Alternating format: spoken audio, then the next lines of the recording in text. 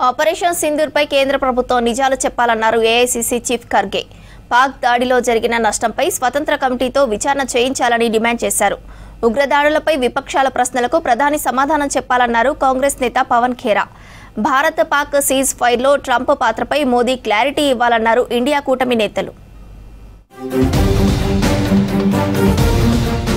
Operation సింధూర్పై Modi సర్కార్ ప్రజలను తప్పుదోవ పట్టిస్తుందన్నారు ఏఐసీసీ చీఫ్ మల్లికార్జున ఖర్గే. సింగపూర్లో సీడీఎస్ అనిల్ చౌహాన్ వ్యాఖ్యలు అనేక అనుమానాలకు తావిస్తున్నాయన్నారు. ఆపరేషన్ సింధూర్పై స్వతంత్ర కమిటీతో దర్యాప్తు చేయించాలని డిమాండ్ చేశారు. వెంటనే పార్లమెంట్ ప్రత్యేక ఏర్పాటు చేసి ప్రజలకు వాస్తవాలు చెప్పాలన్నారు.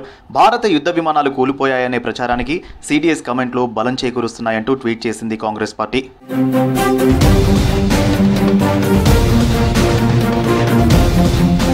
పహల్గామ్ దాడికి పాల్పడిన టెర్రరిస్టులను పట్టుకోవడంతో మోదీ సర్కార్ విఫలమైందన్నారు కాంగ్రెస్ నేత పవన్ ఖేరా. పుల్వామా దాడి టైంలో ఆర్డీఎక్స్ ఎవరు కొన్నారని ప్రశ్నించారు. పాక్తో సీజ్ ఫైర్ కు కారణమేంటో కేంద్రం చెప్పాలన్నారు. ఉగ్ర దాడులపై కాంగ్రెస్ పార్టీ అడుగుతున్న ప్రశ్నలకు ప్రధాని మోదీ ఎందుకు సమాధానం చెప్పడం లేదన్నారు. ఎవరి ఒత్తిడితో కాల్పుల విరమణ జరిగిందో దేశ ప్రజలకు తెలియాలన్నారు పవన్ ఖేరా. हम तो कांग्रेस को बार-बार सवाल पूछ रही है साहब, क्या पहलगाम के 4-5 आतंकी पकड़े गए? पुलवामा में आरडीएक्स कौन लाया? क्या आपने सीज फायर में हाफिज सईद, अजहर मसूद, दाऊद इब्राहिम इन सबको वापस लाने की शर्त रखी या नहीं रखी? किन शर्तों पे सीज फायर हुआ? ठोस बात करिए ना.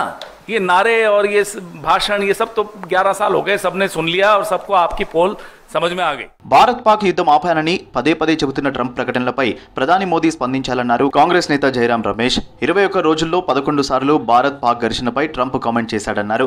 2 న్యూక్లియర్ దేశాల మధ్య జోక్యం ఉద్రిక్తతలు తగ్గించామని చెప్పారన్నారు. దీనిపై కేంద్రం క్లారిటీ ఇవ్వాల్సిందే అన్నారు Jayaram Ramesh. And we were able to stop potentially a nuclear war through trade. You know, normally they do it through bullets. We do it through trade. Bharat అభ్యంతరంతో ఆపరేషన్ సింధూర్పై కొలంబియా వైఖరి మారిందన్నారు కాంగ్రెస్ ఎంపీ శశి థరూర్. ఉగ్రవాదంపై భారతదేశ వైఖరిని కొలంబియా నేతలు అర్థం చేసుకున్నారన్నారు. ఆల్ పార్టీ ప్రతినిధులు బొగోటాలోని టాడియో లోజానో వర్సిటీని సందర్శించారు. యూనివర్సిటీలోని మహాత్మా గాంధీ విగ్రహానికి నివాళులర్పించారు. Our delegation has had a very busy and productive day today. Here in Bogota, the capital of Colombia, we met with the foreign ministry. The senior vice minister received us. We had some good news that they have withdrawn their statement that had disappointed us earlier, and will issue a statement of strong support for our position and understanding for our position.